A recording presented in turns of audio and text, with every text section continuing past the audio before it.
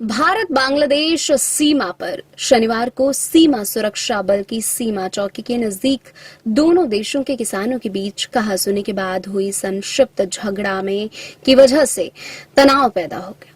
केंद्रीय अर्धसैनिक बल ने यह जानकारी दी है। उसने बताया कि कहासुनी ने जल्द ही उग्र रूप ले लिया और दोनों पक्षों के किसान बड़ी संख्या में एकत्र हो गए, एक दूसरे को गालियां देने लगे और एक दूसरे पर पत्थरबाजी करने लगे।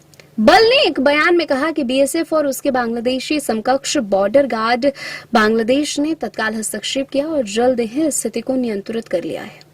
बीएसएफ ने इस तरह के विवादों से बचने पर जोर दिया और भारतीय किसानों को सलाह दी कि वे सीमा पर कृषि संबंधी किसी भी समस्या की सूचना सीधे बल के कर्मियों को दें।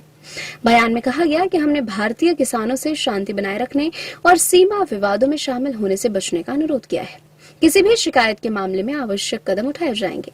सीमा पार बीजीबी ने भी स्थिति को नियंत्रित करने में अहम भूमिका निभाई। दोपहर बाद तक कुछ बांग्लादेशी नागरिक अंतर्राष्ट्रीय सीमा के 50 से 75 मीटर के दायरे में देखे गए, लेकिन खबरों के मुताबिक बीजीबी कर्मियों ने उन्हें रोक दिया, जिससे स्थिति नहीं बिगड़ी। बांग्लादेशी तस्करों द्वारा किए गए पथराव में बीएसएफ के एक जवान के सिर में गंभीर चोट आई है।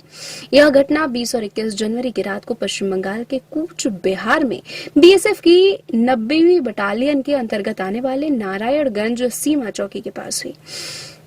बीएसएफ के गुवाहाटी फ्रंटियर ने एक बयान में कहा कि सीमा पर तैनात जवानों ने 20 जनवरी को बांग्लादेश की तरफ बड़ी संख्या में बदमाशों की संदिग्ध हरकत देखी। बयान में कहा गया कि इन लोगों ने अवैध रूप से और जानबूझकर अंतर्राष्ट्रीय सीमा की पवित्रता का उल्लंघन किया था और अपने भारतीय सहयोगियों की मदद से प्रतिबंधित वस्तुओं की तस्करी करने का प्रयास कर रहे थे।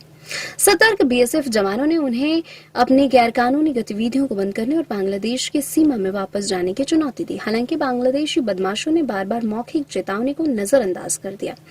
बयान में आगे कहा गया कि तस्करों ने आक्रामक रुख अपनाते हुए बीएसएफ कर्मियों के साथ दुर्व्यवहार किया और पथराव किया, जिसमें बल के एक जवान के सिर में गंभीर चोट आई है।